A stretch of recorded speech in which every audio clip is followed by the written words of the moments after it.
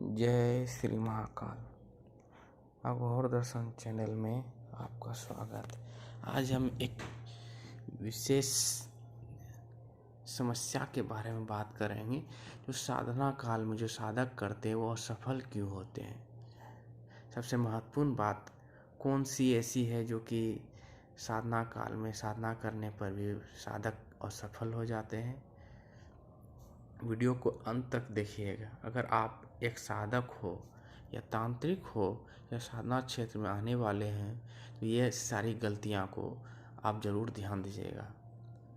अगर कोई साधना कर रहे हो, उसमें अगर सही सामग्री का चयन नहीं कर पा रहे हो, बाज़ार में आजकल डुप्लीकेट सामग्री मिल रहे हैं, बहुत ज़्यादा उस सामग्री को उठाकर लेकर के आ जाते हैं, साधना में इस्तेमाल करने लगते हैं, वह साधना कभी सफलता हासिल नहीं होगा। पहले सही सामग्री लाइए, फिर उस सामग्री के ऊपर शक्ति संचार मंत्र को पढ़कर फूंक मारे, तभी वह सामग्री इस्तेमाल करने लायक है। या तो हर्बल सामग्री को पवित्रीकरण मंत्रों से पवित्रीकरण करें। दूसरा कारण, मंत्र और शुद्ध उच्चारण होना आवश्यक है। तीसरा, सही विधि विधान और पूर्ण नियम का पालन करोगे तभी जाके साधना सफल होगा। देवी यानी साधना में हर एक साधना में एक डिवीजन होता है। जैसे पूरब की ओर, उदाहरण स्वरूप पूरब की ओर मुख करके बैठना होता है, लाल वस्त्र धारण करना होता है। इसमें एक उदाहरण के लिए बोल रहा हूँ। मध्य रात्रि में बैठना होता है, साफ सफाई रख कर बैठना होता है, ब्रह्मचर्य का पालन करना होता है। बहुत सारे उसमें निवेदन होते हैं। पूर्व नियम क्या है, जिससे आप हैं दिन में नहीं होना है, जिसमें दिन में उस व्यक्ति को नहीं सोना है। साधना के समय आप किसी भी तरीके का धूम्रपान, मदपान, किसी भी तरीके का मांसाहार, मछली आदि का भोजन नहीं करना है। ऐसे कई सारे नियम होते हैं। मैं एक उदाहरण स्वरूप बोला, पूर्व नियम का पालन करना चाहिए जो था, कोई भी मंत्र जप से पूर्व मंत्र का उत्कीर्णन कर लेना चाहिए।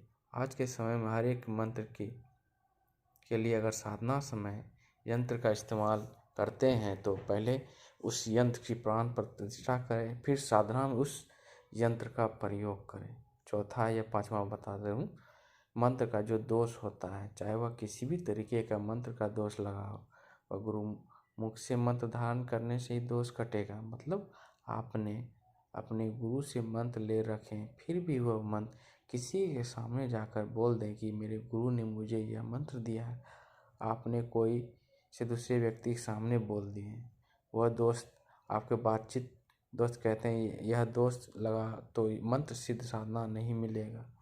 हाँ, और भी क्या है, जब गुरु मुख से मंत्र लेंगे तो वह मंत्र अपने तक ही सीमित रखें, विधि विधान भी अपने तक ही सीमित रखें, किसी और को साधना या मंत्र सिद्धि के बारे में नहीं बताएं। पांचवा सबसे बड़ा कारण, सबसे महत्वपूर्ण होता है, शरीर में ऊर्जा वृद्धि करा के ही साधना में बैठना चाहिए। यानी साधना के दौरान तो आप ब्रह्मचर्य का पालन करेंगे, साथ में साधना से पूर्व ब्रह्मचर्य का कुछ दिन पूर्व ब्रह्मचर्य का पालन करना है, जिससे शरीर में ऊर्जा की वृद्धि होता है।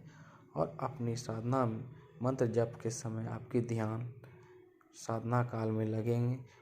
उसके लिए साधना के दौरान बैठकर साधना जिस दिन चल रहा है उससे कुछ समय पूर्व ध्यान में बैठे, रोज त्राटक का अभ्यास करें, इससे कभी भी आपकी साधना सफल होगी। सातवां दोष निवारण। दोष निवारण होता है क्या, ये पहले से ही किसी के ऊपर पितृदोष लगा हुआ होता है। साधक अपने इष्ट देव को नहीं जानते, उनके जप करना होता है, फिर पितृदोष दूर करना होता है, फिर दोष वगैरह कुछ रहा तो उसको भी दूर करना होता है। फिर हमेशा अपने साधना में से पूर्व आज्ञा लें, उनकी चढ़ावा दें। अगर साधना में लगे अधिक बल देता है कि वर्णन किया गया तो उनकी भी चढ़ावा दें, उनका भी मंत्र का एक बार उच्चारण कर लें। आठवां या आखिरी कारण क्या हो सकता है, जिससे भी देवी देवता का मंत्र जप कर रहे हों वो आपके इष्ट देव हुए, उस समय आपकी जन्म कुंडली में इष्ट देव होते हैं। जैसे मालवा भगवान राम की साधना कर रहे हैं तो आप उनको इष्ट देव मानकर साधना कर रहे हैं तो उनके मंत्रों पर जो गुरु आपके मंत्र